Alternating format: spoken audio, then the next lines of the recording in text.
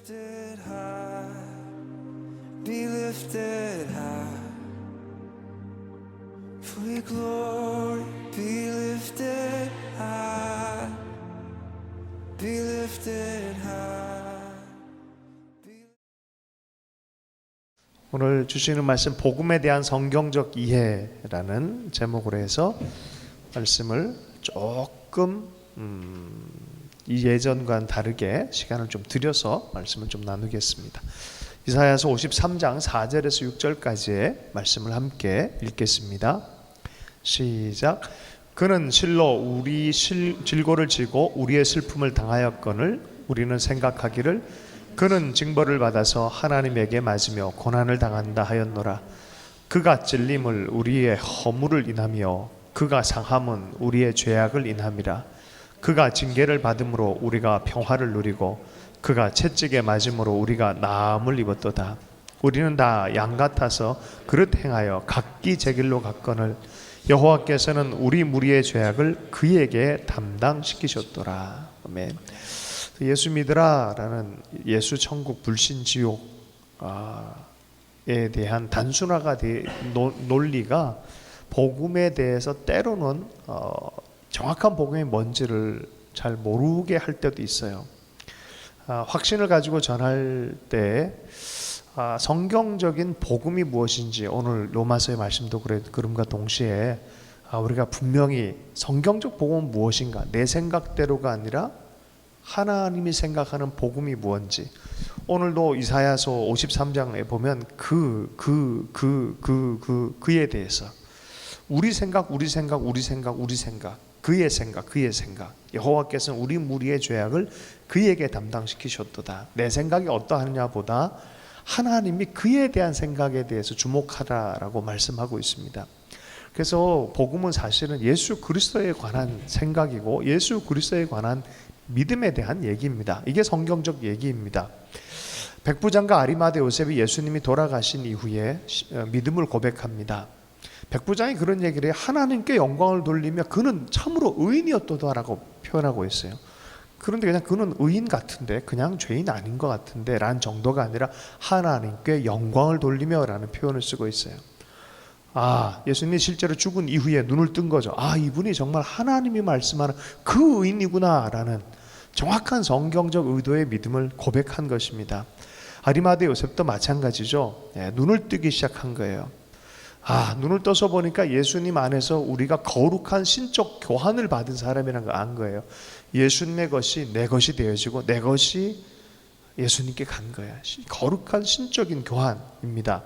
그 복음의 본질은 윤리나 도덕의 철학에 관한 것이 아니라 또 혹은 우리의 종교적인 종교성에 관한 얘기, 내 노력에 대한 어떤 것이 아니라 그분에 대한 이야기입니다. 이게 복음이에요. 예수님이 누구인가라는 성경적으로 올바른 복음에 대한 이해를 하기를 축복합니다. 우리가 복음이 필요합니다. 다른 말로 하면은 예수님이 우리가 너무 필요합니다. 인간은 존재적으로 복음이 필요하다, 필요치 않다?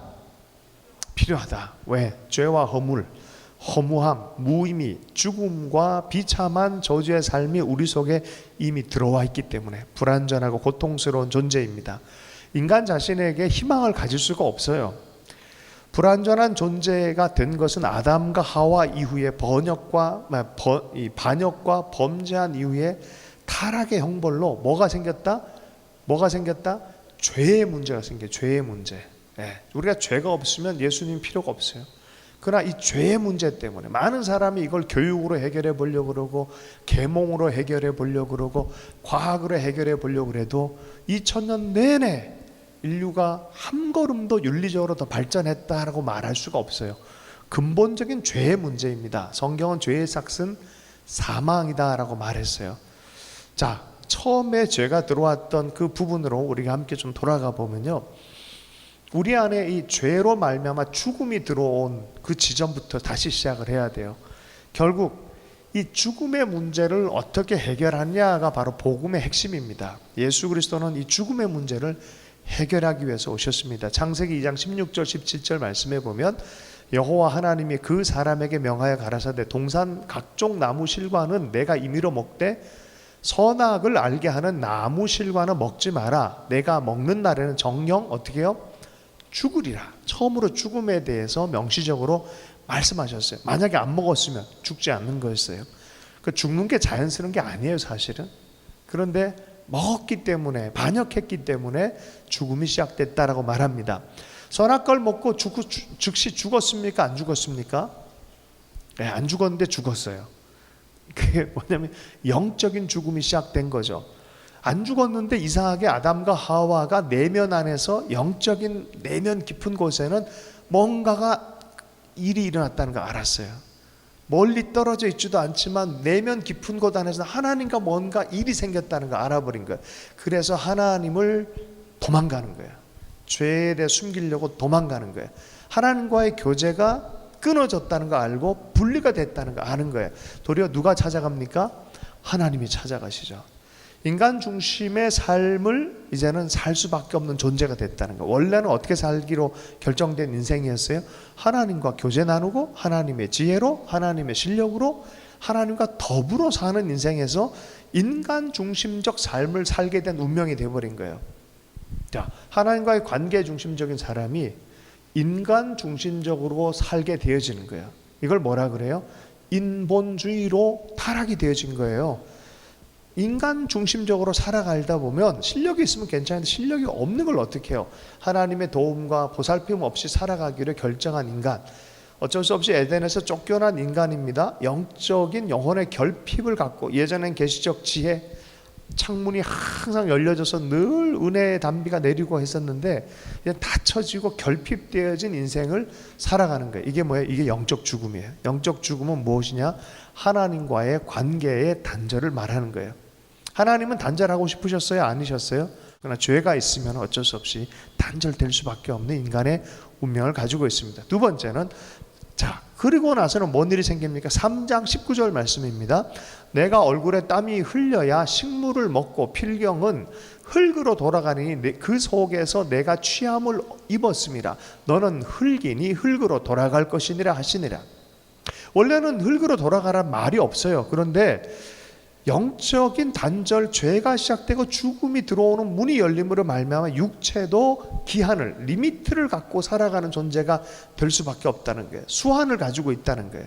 흙으로 돌아갈 것이 명령됐어요. 생로병사, 피할 수 없는 거다라 말하죠. 요새는 죽음을 피해보려고 무진 많이 애를 씁니다. 그래도 안티에이징 아무리 발라봐도 우리가 다 죽음을 결국은 맞이하게 되는 거죠. 오늘 주선혜 교수님 돌아가셨다는 소리를 들으면서 오래 사셨는데 90세 훨씬 넘게 사셨는데 바로 몇 주 전만 해도 정정하게 기도하시고 후배들을 격려해 주셨는데 결국은 주님의 이 부르심, 또 육신의 죽음에 대해서 피하지 못하는 이런 여러 가지 마음이 교차하고 있습니다. 질병, 자, 영적인 관계에서만 끝나지 않고요, 육신적인 부분에서 도둑질 당하고 파괴당하고 끝내 흙으로 돌아가는 존재다라고, 그런 존재가 됐다라고 말합니다. 이것 때문에 절망과 슬픔을 안고 가고 이 죽음 때문에 도리어 생명을 귀하게 여기는 또 그런 마음도 생겼죠. 줄기세포로도 좀 오래 살아보고 싶은데 인간은 반드시 죽게 돼 있습니다. 인간이 건널 수 없는 육체의 죽음도 들어왔어요. 자, 세 번째, 창세기 3장 17절에 18절의 말씀에 보면 아담에게 이르시되 내가 내 아내의 말을 듣고 내가 너더러 먹지 말라 한 나무 실과를 먹었은즉 땅은 너로 인하여 저주를 받고. 여러분, 죄는 영혼과 육신의 문제만 발생시키는 것이 아니라 환경의 문제도 발생시켜요. 땅은 너로 인하여 저주를 받고 라고 말하고 있어요. 너는 정신토록 수고하여 그 소산을 먹으리라. 땅이 어떤 일이 벌어졌습니까? 내게 가시덤불과 엉겅퀴를 낼 것이라. 너의 먹을 것은 밭의 채소인즉이라는 그런 하나님의 심판의 말씀이 기록되어 있어요.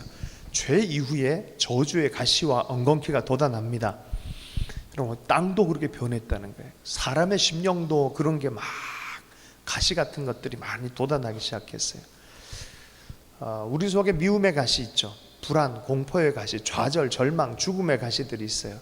인간을 고통으로 몸부림치게 하는 것이 바로 죄 이후의 인간의 실존이에요.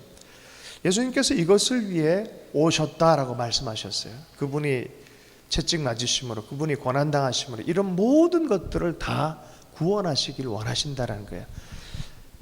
이사야서 53장 5절의 말씀입니다. 그가 찔림은 우리의 허물을 인함이요 그가 상함은 우리의 죄악을 인함이라. 그가 징계를 받음으로 우리가 평화를 누리고 그가 채찍에 맞음으로 우리가 나음을 입었도다. 죄 없으신 예수님께서 흉악한 죄인으로 처형을 당하셨어요. 이건 우리를 위한 대신 속해주는 과정이다라고 말씀하시고, 십자가에 죽으실 때 죄 없는 예수님이 다 이루셨도다라고 말씀하시며 내 영혼을 아버지께 맡기겠습니다라고 온전히 하나님께 신뢰함으로 이 업무를 마무리하셨어요. 하나님 오셔서 목적 있게 살아가셨어요. 그게 뭐예요? 우리의 죄를 대속하는 것이 목적이셨어요. 하나님 앞에 부끄러움 없이 설 수 있는 문을 열으셨어요. 그것의 상징적인 표현으로 성소의 휘장이 쫙 찢어져 버렸어요. 어둠이 확 드리워졌고 모든 영적 어둠이 예수님께로 온전히 꽉 눌러서 죽음으로 향하게 만들고, 그 대속의 죽음을 통하여서 휘장이 쫙 찢어져 버리는 거예요. 누구든지 이제는 하나님을 만날 수 있게 그리스도를 통해서. 그래서 예수님을 영접한 자들에게는 성령이 오시는 거예요. 하나님이 만나는 계시적 지혜가 다시 시작이 되어지는 거예요. 관계가 다시 시작이 되어지는 거예요. 영적인 회복이 예수님 통해서 일어나는 거예요. 할렐루야. 성령 충만하고 성경 읽을 때 감동 주시는 것, 이것은 우리가 관계가 회복되어지고 또 회복되어지고 있다는 증거예요. 영적인 구원이 이루어진 거예요. 두 번째는 이사야서 53장 4절, 그는 실로 우리의 질고를 지고 우리의 슬픔을 당할 거는 우리가 생각하기를 그는 징벌을 받아서 하나님에게 맞으며 고난을 당한다 하였노라.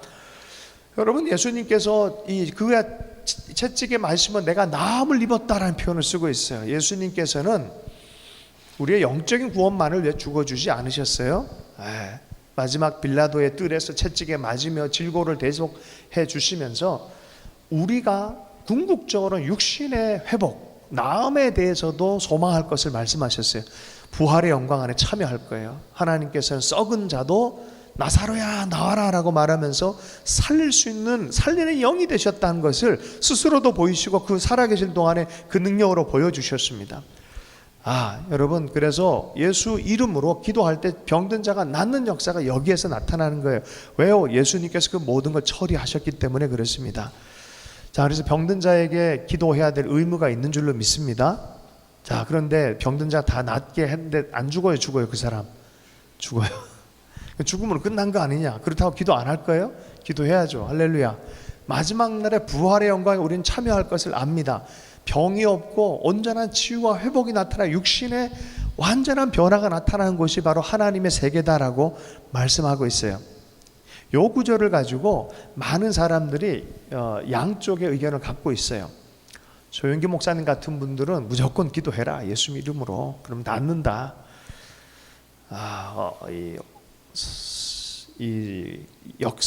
강남에 있었던 어떤 교회, 큰 교회 목사님께서는 다 고통에도 이유가 있다. 내 몸에 낫고 또 뭐 이게 회복되는 것도 주의 손 안에 있고 고통의 의미를 잘 끌어안고 가는 것도 주의 뜻이다라고 하면서 일찍 돌아가신 분도 있어요.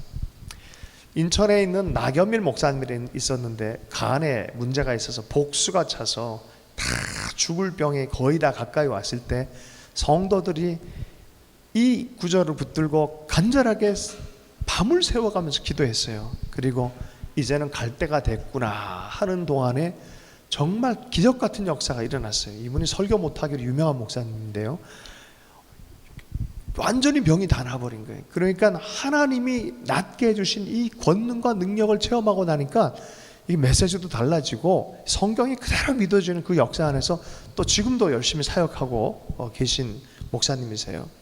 은퇴 목사님이신데 나겸일 목사님 분이 계세요. 또 한 분은 또 누구죠? 거기 이 문화부 장관님 이어령 박사님의 따님 이민아 변호사님 같은 경우도 눈이 아팠을 때 간절하게 기도하면서 이게 막 났어요. 이것 때문에 이어령 우리 박사님이 예수 믿게 되는 계기도 있었습니다. 그러나 여전히 죽었어요. 죽기 때문에 고치지 않을 거란 말은 좀 어불성설이에요. 우리는 어떻게 해요? 이 복음 그대로 영원히 주님의 앞에 가서는 온전히 치유받을 거 믿지만, 그러나 거기 연대해서 우리가 소원이 있는 동안은 기도하고 치유하는 것을 해야 될 줄로 믿습니다. 아멘이십니까? 허영주 목사님도 열심히 그런 얘기를 하고 기도하셨던 걸 기억해요. 그리고 주님께서 그런 어떤 수완의 연장을 해주시고, 히스기야를 보면 내가 수완의 연장을 시켜주잖아요. 하나님 그런 일 행하시잖아요. 치유의 기간도 주시고. 자, 죽음을 막을 수도 없습니다. 그러나 하나님의 부활에 하나님 믿고 거기에 연결된 사람들은 온전한 육체의 회복과 치유에 대해서 믿는 사람들입니다. 그래서 낫고 낫지 않은 가 하나님의 손안에 있지만 우리는 기본적으로는 병든 자를 향해서 기도하도록 부름받은 사람들이에요. 육신의 구원도 이룰 수 있는 하나님이시다라고 말씀하십니다.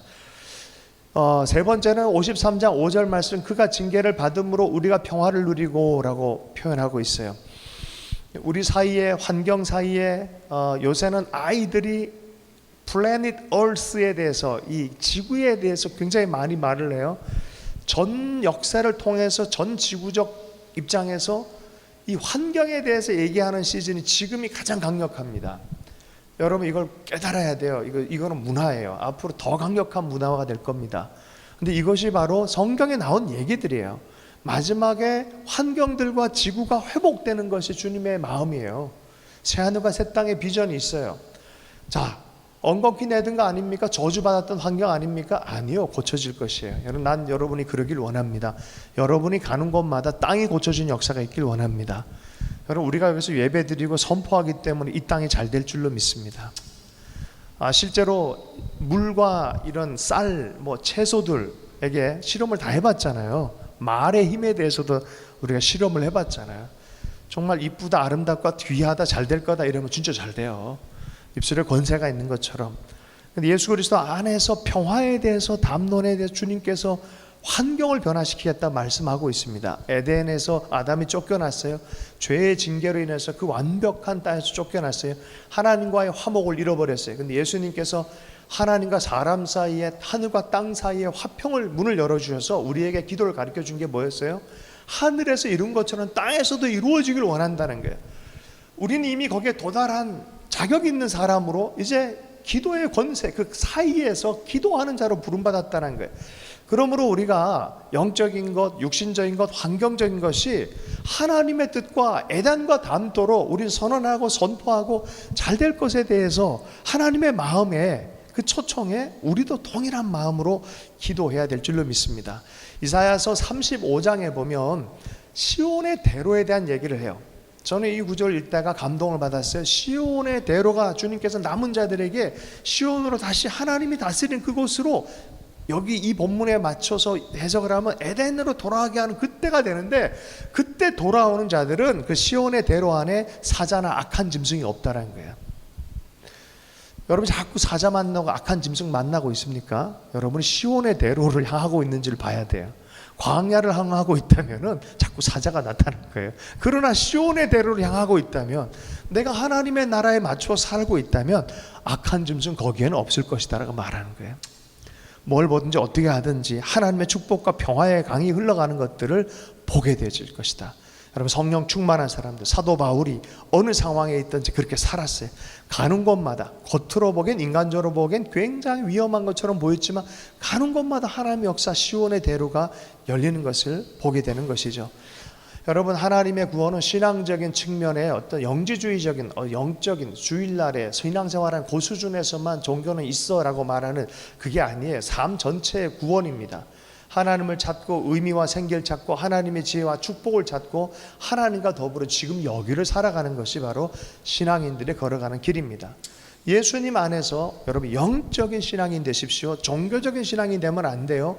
예수님과의 관계 안에서 성경 말씀 그대로 내 존재 전체로 살아가는 사람이 바로 영적인 사람들이에요. 속지 마세요. 뭐 파워 있다 그러고 뭐 한다 그러고 속지 마세요. 예수 그리스도의 관계가 우리를 영적으로 만듭니다. 하나님의 사랑과 은총 안에 깊이 들어간 사람들이 바로 영적인 사람들이에요. 이런 사람들은 말씀 그대로로 세계를 보죠. 세상이 아름답게 보존되어지고 인류 보편적인 바램처럼 정말 아름답게 새롭게 될 거에 대한 꿈을 꾸는 사람들입니다. 그리고 종교나 다른 문화를 가진 사람들에게 진짜 예수 믿는 건 이런 거다라고 보여주는 깊이 있는 영적인 사람들이 되어지는 줄로 믿습니다. 그리고 주님의 눈으로, 주님의 마음으로 볼 때 이 땅에 하나님 나라가 임했으면 좋겠다. 그러면서 그 땅 해방일지를 쓰는 사람들이에요. 그 땅 해방일지, 각자의 자리에 해방일지를 쓰는 사람들이에요. 그리고 일지가 있습니까? 쓰세요. 내가 이런 것을 통해서 하나님, 내가 이곳에 이런 일을 행하길 원합니다. 나는 이런 곳에 부름받았다고 믿습니다 하면서 그곳을 향해서 계속해서 일지를 쓰고 해방시키는 그런 역사, 예수 안에 있는 사람들의 당연한 삶의 태도인 줄로 믿습니다. 마태복음 28장 18절에서 20절에 보면은 성경적 존재 목적, 교회의 존재 목적에 대해서 얘기를 합니다. 대사명이라 그래요. 교회의 사명은 영혼을 구원해서 제자를 만드는 거예요. 가서 세례를 주고 가르치는 것이에요. 가서 세례 주고 가르치는 거, 이게 제자도입니다. 가는 거예요. 먼저 보냄 받는 거예요. 가서, 여러분 가는 곳이 있어요? 여러분 속에 여기 오라만 하지 않고 가는 곳이 있으세요? 저곳에 가서 누군가에게 예수를 전하고 누군가에게 예수님의 삶이 무엇인지 가르쳐주고, 가서 세례주고 가르친다는 게 논리를 가르치는 게 아니라 삶으로 보여주고 같이 살아주고 그것을 살게끔 해주는 게 가르치는 거예요. 거기에 하나님의 성령의 능력을 가지고 그 현장에서 예수를 따라가는 또 다른 예수 그리스도의 제자들을 세우는 것이 바로 주님이 말씀한 교회가 해야 될 존재 명령이에요. 여러분은 그렇게 살고 있습니까? 여러분이 가는 곳은 어디입니까? 할렐루야. 사명을 갖고 디스코텍도 한번 가보길 축복합니다. 사명을 가지고, 할렐루야, 사명을 갖고 친구들에게 가서 복음을 전하고 또 교회를 세우고 하는 그런 일들을 경험할 수 있길 원합니다. 복음이 뭡니까? 영원한 국률, 하나님의 영원한 국률로 표현돼요. 예수 그리스도 하나님의 영원한 국률, 주님은 붙잡은 자에게는 영원한 국률이 있어요. 하나님은 우리를 섬겨주시면서 우리를 성공시켜준 참된 리더십의 이야기가 복음 안에 있어요. 우리를 붙잡고 우리를 성공시켜 주셨어요. 우리를 살려주신 이야기가 복음 안에 있어요. 자, 이 복음을 전하기 위해 초대교회는 각 집에서 모였어요. 초대교회 때 가보면 한번 6명, 12명, 로마에 있는 모든 교회 다 합쳐도 우리 교회만큼 됐어요. 딱 그 정도 수준이에요. 실제로 로마의 교회가 되게 클 줄 알죠? 아니에요. 진실한 교회의 관계망이 형성되어 있어요. 많아봐야 70명으로 해석이 되어져요. 그 안에서 예배하고 교육하고 교제하고 선교하고 전도하고 하는 그런 일들을 행하는 공동체, 목장에서 사랑방에서 이루어지는 그런 로컬 교회, 그리고 복음을 어떻게 전하기를 원하고 주변에 있는 사람에게 이 예수님을 전하고 싶어하는 빅터 초우드리라는 박사님이 계신데, 이분은 인도의 외과 의사입니다. 2000년 초에 전후로 해서 하나님이 이분을 강력하게 불러주셨어요. 인도 전역에 하나님의 그냥 규격화된 교회가 아니라 진짜 이런 가정과 같은 교회들이 여러 곳에서 일어나기를 원했어요. 외과 의사인데, 유명한 외과 의사인데 하나님이 자꾸 이렇게 하니까 고민하다 결국은 하나님께 순복하기로 결정하고 교회 개척하는 일들을 하기 시작했어요. 여러분, 이분을 통해서 몇 개의 교회가 세워진 줄 아십니까? 할렐루야. 몇 개가 세워졌을까요? 현정 선생님, 몇 개면 좀 많다 싶겠습니까?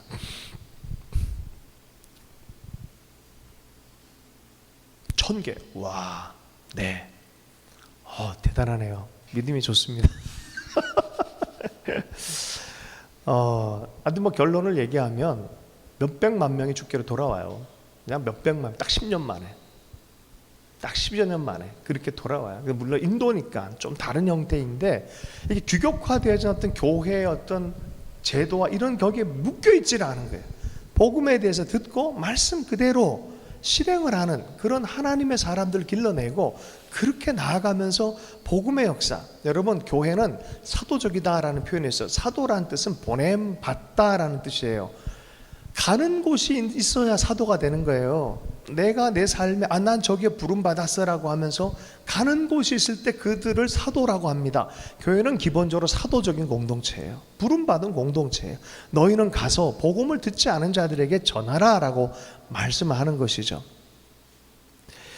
이사야서 53장의 말씀이었는데요, 한 장을 딱 넘기면 몇 장이 나옵니까? 이사야서 53장 뒤에는 무슨 몇 장이 나와요? 이사야서 54장이 나와요. 54장의 말씀 가운데 하나님께서 귀하게 주신 구절이 있습니다. 이사야서 54장 2절 3절 말씀인데요, 내 장막터를 넓히라. 이는 내가 좌우로 퍼지며 내 자손은 열방을 얻으며 황폐한 성읍들로 사람 살 곳이 되게 할 것임이라. 퍼져라, 나가라, 가라라는 이 말씀으로 이 유럽의 특별히 영국 사회를 깨우려고 했던 젊은이가 있었습니다. 이 젊은이의 이름은 1761년 영국 노샘턴에서 태어났어요. 19살 때 기도 모임 중에 예수님을 영접했고요. 마음이 뜨거워져서 해외 선교에 대한 마음을 받았어요. 그리고 역사 이래 처음으로 해외 선교회를 조직했어요. BMS라고 조직을 해서 침례교 선교회를 설립을 했습니다. 이 사람의 이름은 오전 중에 나눴던 윌리엄 캐리였습니다. 선교의 아버지. 할렐루야. 선교의 아버지. 네. 이분은 누구에게 영향을 받았습니까? 우리 진 전도사님의 조상에게 영향을 받았어요. 진젠도르프라고. 50년 전에 영향을 받. 그러니까 50년 전에 모라비안 교도와 진젠도르프로 인해서 선교가 실제로 막 일어났어요. 그러다가 실제적으로 불을 붙여버린 건 이분이에요. 이분 일어나가지고 젊은 나이에 20대 때부터 공부를 정식으로 해본 적이 별로 없어요. 20대부터 다시 공부를 해서 30살 좀 넘어서 선교사로 헌신하고 또 여러 군데 목회하듯 말듯 하면서 구두수송공 일로 먹고 사는 일을 했던 사람이에요. 근데 마음이 자꾸 뜨거워지고 하나님이 쓰시겠다고 하니까 나가자라고 말을 한 거죠. 나가보자라고 말을 했는데 사람들이 처음에 이 지체의 비전과 이 형제의 근면성 아주 대단히 열정적인 모습에 다 찬성한 건 아니었습니다. 가난한 직공의 아들, 5번째 아들로 태어났고 정식 교육이 없었던 구두수송공입니다. 주일학교, 주일 설교 중에 위대한 복음 전도자 얘기를 듣고 마음이 뜨거워졌었어요. 해외 선교의 마음을 가지고 일을 하면서 신약 성경을 공부하고 헬라어 공부를 행하기 시작했어요. 혼자서 공부하기 시작했어요. 그러다가 쿡 선장의 마지막 항해라는 탐험 보고서를 읽는데 다른 사람 와 대단하다는데 마음이 뜨거워지니까 복음을 그들에게 전해야 되는데 이런 마음이 들었습니다. 20대 때 결혼을 했어요. 도로시라는 여인과. 그러나 너무 가난하고 어려운 조그마한 교회를 섬기고 구두수송공의 삶을 살았습니다. 이 당시에는 요한 웨슬레 같은 조지 휘필드 같은 영국의 경건운동이 웨슬리안 운동들이 막 일어나고 있을 그런 때였습니다. 자, 그런데 이분이 왜 중요하냐면 처음으로 자기 지역을 벗어나서 해외 선교를 해야 되는 이 마음을 정식으로 표현하기 시작했다는 거예요. 지상명령을 따라서 일을 해야 됩니다. 그래서 침례교에 소속된 분이었는데 침례교 성직자 회의에서 그런 얘기를 막 나누었더니 원로 목사님 뭐라 그랬다고요? Young man, sit down. 앉아. 하나님이 하고자 하면 얼마든지 너 도움 하나도 없이 하나님은 다 하셔. 이때 이런 풍토예요. 가만히 있어. 너 머리 자꾸 힘들게 해. 앉아 하나님이 하실 거야. 워워워워 이렇게 한 거예요. 자네 도움 없이 우리 도움 없이 얼마든지 하나님 할 수 있어. 찬물을 끼얹어 버리고 비웃음이 되게 만들었습니다. 그러나 그의 마음은 여전히 성령이 뜨거워졌고 세계 선교의 내적 불타오름이 있었어요. 몇 달 후에 변증서를 썼어요. 어떻게 썼냐면 이렇게 썼어요. 기독교인이 이교도의 개종을 위한 수단을 해외 선교를 기독교인이 이교도의 개종을 위한 수단을 사용해야 할 의무의 탐구. 아이고, 이때 당시에 논문들이 그래요. 항상 뭐 이런 식의 방식에. 근데 이게 1517년에 루터의 95개조 반박문이 있었다면 1700년도에는 바로 이 논문이 있어요. 이 논문이 종교개혁이 일어난 것만큼 교회로 하여금 세계 선교에 눈을 돌리게 한 베스트셀러 작가가 돼버린 거예요. 이 책이. 짧은 책이.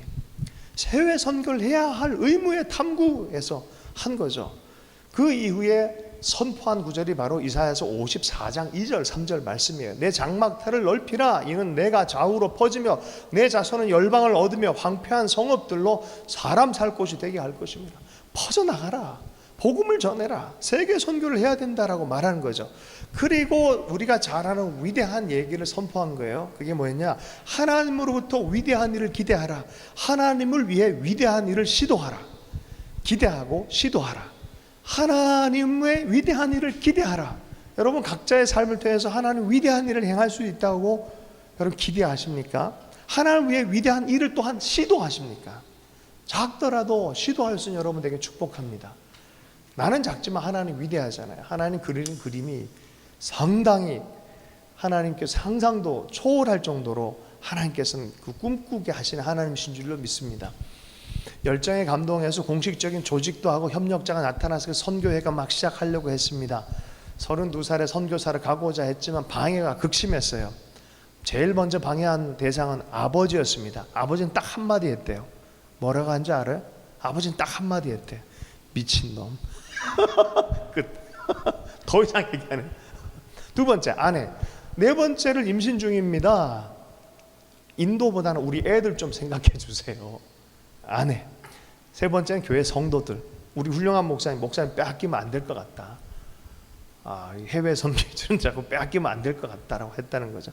근데 나중에 교회가 기도하다가 이게 하나님 뜻인 줄 알고 또 후원하는 교회가 되어진 것이죠. 결국에는 가족과 처제와 토마스라는 사람과 더불어 인도로 가는 배를 오르게 되어집니다. 그 이야기를 들어보면 정말 고생스러운 일이 너무 많습니다. 그러나 정말 위대한 삶을 살았어요.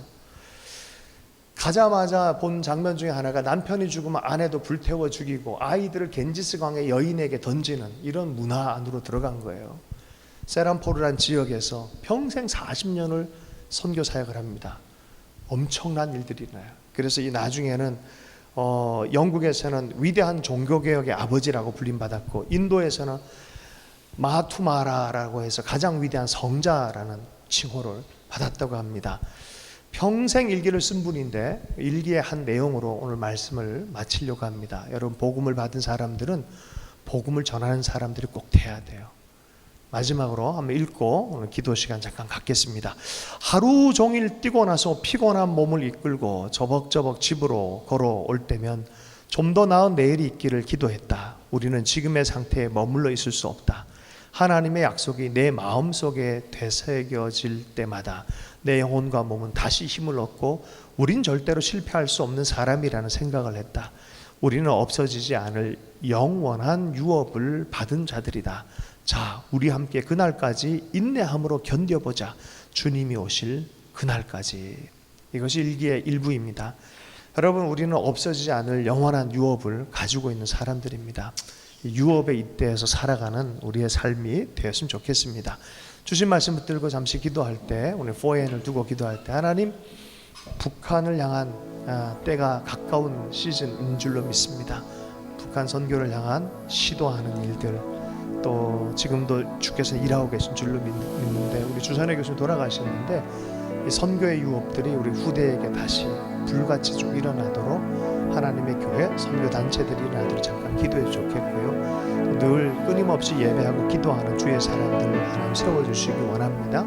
다음 세대를 특별히 역사해 주시고 새로운 형태의 교회들, 새로운 형태의 선교적인 역사들이 하나님 이 시대 안에 다시 한번 시작되게 우리가 상상도 못하는 교리적인 거나 형태적인 거나 그냥 인습에 매어가지고 하나님의 뜻을 리미트하는 게 아니라 하나님이 새롭게 하실 부흥에 관해서 우리가 함께 기도하고 오늘 기도 마무리 한 5분 정도 기도한 이후에 마무리는